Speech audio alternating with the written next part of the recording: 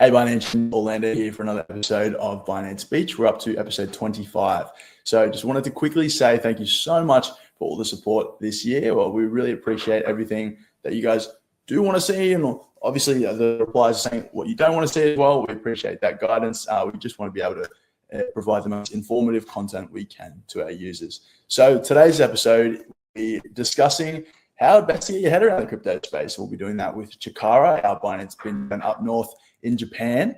So very much so looking forward to the episode today. And before we hop into that, let's get into the market update, of course.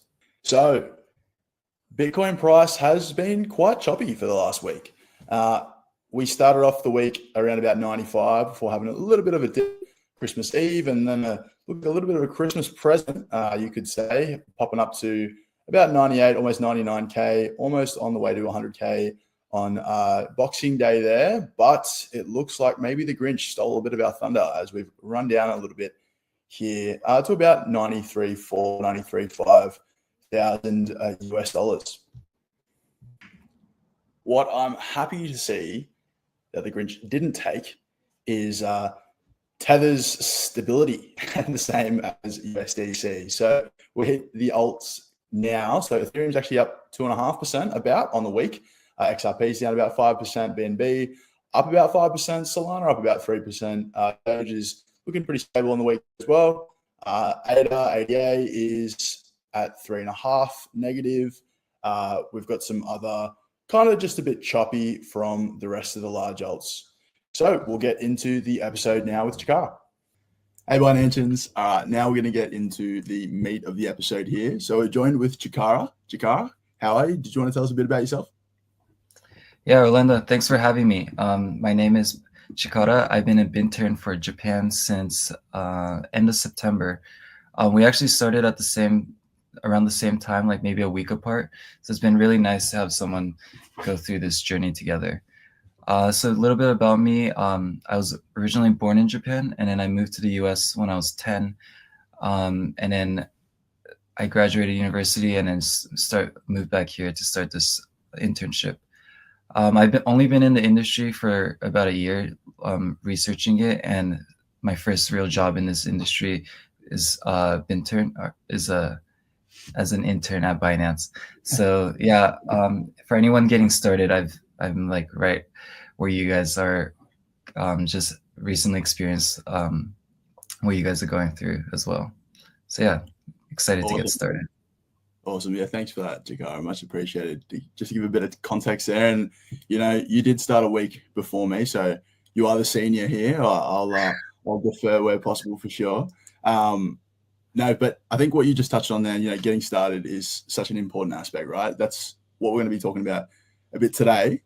So did you have anything when you first got started, any resources or like areas that you looked to gather information? Could you give any of our viewers some insights there? Yeah, so I think one big thing is learning where to source your information. And to do that, there's some really good courses on Binance Academy where you can go through modules and then like lock down each kind of aspect of all the different terms and all the different products that are available in the industry. There are also sources like on X and YouTube, but for those you have to be a little more careful where you're sourcing it, because based on who's putting it up, the information could vary. Yeah, I think that's very well said. I definitely agree that a good place to start is Binance Academy. Obviously, we have some great resources there, and we're very adamant and very happy to share those. But it actually genuinely is a good place to start. And then you can head over to X, YouTube for maybe some more like in the weeds stuff, like what's happening day to day. But I definitely agree with what you're saying, that it can be a bit difficult to ensure that you're keeping that like good quality digital hygiene, especially on X, on YouTube. There's so many links going on. Did you have any insights there on how to ensure that you're staying safe? Yeah, so you have to do your own research in terms of who you're following on X. Make sure they're reputable sources, and you want to make sure they're getting their information from the right places. But you definitely have to use X in terms of staying like at the very forefront of the industry, because all the newest information is coming out there. Whereas on some of the more official courses, it is not as up to date. And as everyone knows, this industry is constantly changing. So yeah, just to be able to keep up with everything, it is very important to stay on X as well. Yeah. What about you? Who are your favorite followers, or who are your favorite people to follow on X? Well, I mean, I do love the Binance Australia and Binance Japan accounts personally. I think the guys that run those accounts are pretty switched on in the space. Yeah, they're pretty cool. Yeah. Yeah, no, I think what you're saying about X is, yeah, spot on. You definitely have to ensure that you're doing your own research there and who to follow. Personally, I've found that after a little while in the space, you get to find some accounts that you do like, and figuring out which accounts are maybe a bit more suspicious or maybe a bit more legitimate. I've found personally that actually having a look at the mutuals, the mutual following and mutual followers on certain accounts when you click on helps a lot. And then I use X as like my source of truth, right? So if I am trying to go find like a specific link, I'll have already followed the X account of like whatever that link is. So then I go look for the X account to click on the link. I don't actually search on Google or anything like that, or like try to type in the URL by memory. I think that's like something that it's probably a good habit to get into, just ensuring that you have a place where you have those links and you're ensuring that, yeah, you're not going to be spoofed or anything or type it in wrong. So yeah, I think there's a couple of different ways to go about it for sure. Was there any closing thoughts you had on? Yeah, I just want to say, like, fake accounts are a big thing right now. So yeah, definitely be careful if you're typing it in each time, because it could look very similar to like an official account of someone. So yeah, just it's just good to be careful. For sure. And again, if you guys are, any of our users or viewers are looking for any more information on that, we do have a lot of articles there on Binance Academy, not just on like scam prevention, but also just on the best ways to like secure your crypto, or just go about, surfing and doing your own research, surfing the internet. So yeah, some good stuff there. So I did want to segue a little bit, Chikara. Yeah, we've been in Binance since September. It's been good to have you to bounce ideas off of, to be frank, up there in Japan. I wanted to ask, did you have any surprises or maybe misconceptions coming into the space? Yeah, since Binance is like a really huge like global company, I thought there would be more of like a company structure in terms of the who you're reporting to and all that. But at Binance, it's a very flat structure, especially with the industry constantly evolving with like new ideas and products. Just by keeping up with the trends and then constantly learning and researching, it kind of evens out the playing field with the people that have been in the business longer. Just because, yeah, you have to always just keep up with the new trends coming up. So yeah, it's been really interesting that even within such a big company that I can come up with like some of my own ideas on how I want to do things, and move forward with that as well. For sure. Well said. I definitely agree.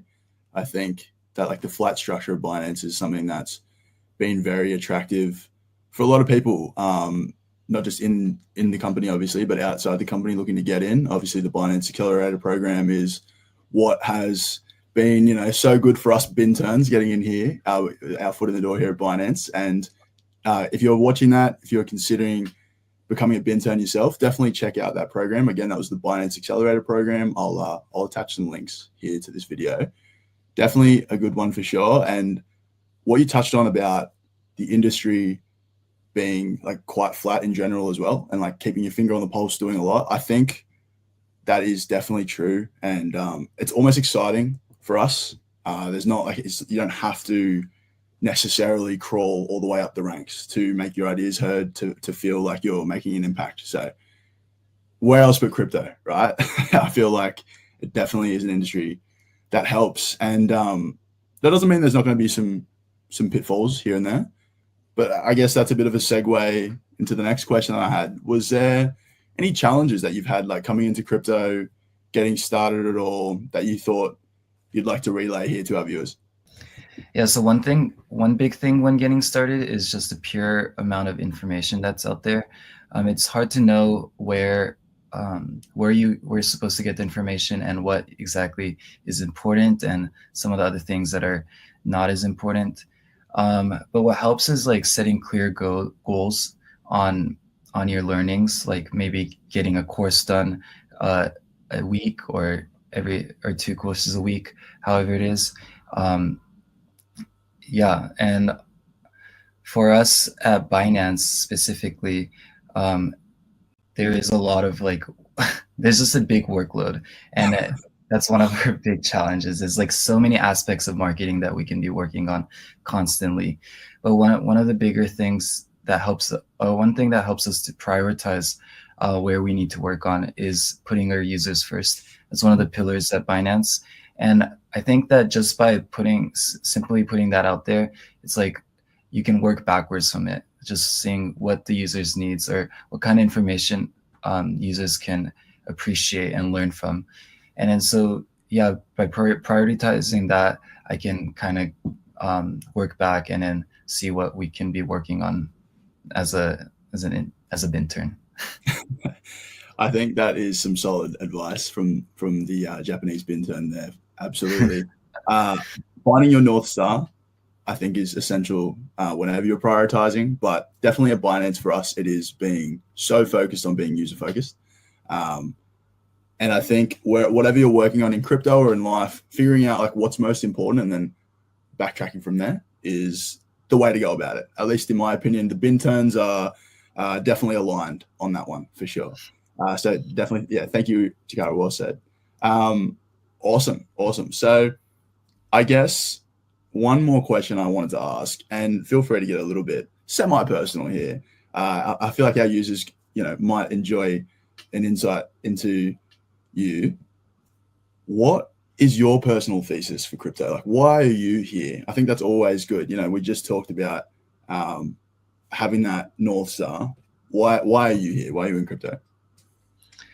Yeah, for me, it started when my dad gave me a Bitcoin as a gift for graduating high school, and then that kind of gave me like a little bit of a peek in.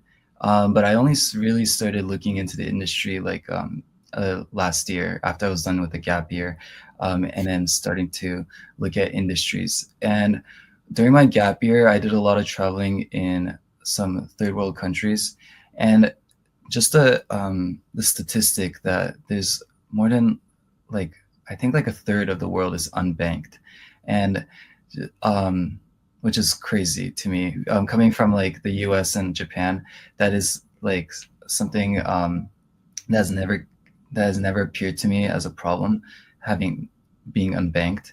And then so it leads me to think just like the amount of growth opportunity there is in those countries that can't, and the amount of people that can be helped with products like Binance and stuff.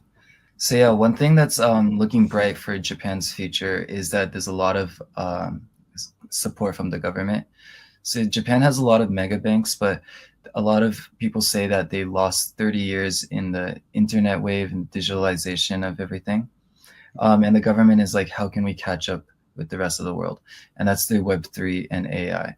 So the government is becoming more supportive with the industry, but still it's a challenge to get the use case out into the real world. But yeah, things in Japan are constantly changing. They're looking to change the tax laws next year. And so, yeah, the blockchain Web3 industry in Japan looks like it's going to have a bright future for sure. How's it in Australia? Yeah, good question. We're starting to get some legislation for it now. We've definitely starting to get those guidelines that the industry has definitely been looking for the last few years at least. So definitely feeling pretty bullish on the local industry. Absolutely. And great to hear that things up north are looking very positive for you guys as well. Just wanted to say, your dad given a Bitcoin present, mate. Very nice. I will say that's pretty good. And Yeah. I loved your insights on how, well, unfortunately, things have traversed in the developing nations that you traveled to. I think unbanked populations is like a huge use case for crypto and blockchain. And I like that you have that a bit of emotional resonance there. Yeah, just for our viewers, if in case they were wondering, I'll quickly elaborate on my thesis. So I'm in blockchain for kind of an analogous reason.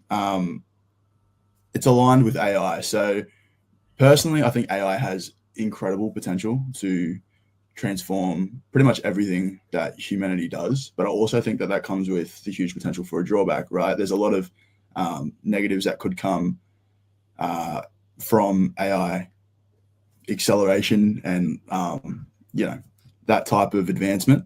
So I think this, like, the safety aspect comes from crypto, and as a marketer myself, like information being showcased to the world is, everyone knows that's a very important thing, but I've always appreciated blockchain's ability to be able to showcase what's verifiably real, like digitally, and what's not. So that was kind of like my entry point into crypto and blockchain, and maybe something to think about, because I'm not sure if that's an angle too many people are coming from. That being said, I definitely think that, like, the actual crypto, the monetary side of things is so incredibly transformative, and that's why we're both here at Binance at the end of the day. Yeah, totally. Like, fake news and fake everything has been a huge thing for the past few years. So just having that verifiable blockchain is as a source of truth and a certain truth is a very, like, heartwarming, like, kind of safe space within ourselves, for sure. Yeah, I think something along those lines. I'm not sure how. I think it's called provenance. I'm not sure necessarily how provenance will work out, but I think it is something that, like, humanity as a whole would benefit from. So definitely looking forward to seeing how that progresses. That being said, Chikara, thank you so much for coming aboard today. It's been an absolute pleasure hearing from the Japanese Bintern. I still love that word. And we'll hopefully have you on again soon. But we appreciate your time, and we'll talk soon. No, yeah, thanks for having me. I hope we both kill this next 3 months of our internship and see where we go from there. Yep. I definitely think we will. Yeah, I hope anyone watching this that's looking to get into the industry can find this useful. There's definitely a lot of opportunities and information out there. So there's a place for everybody.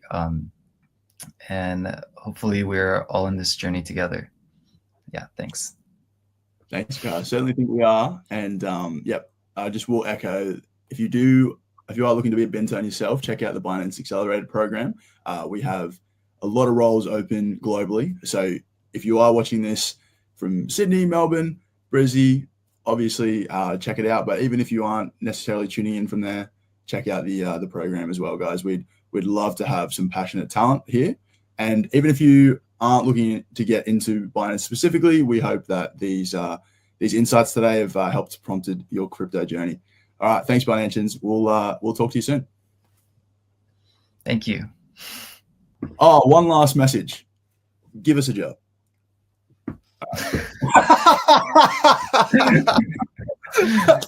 Please.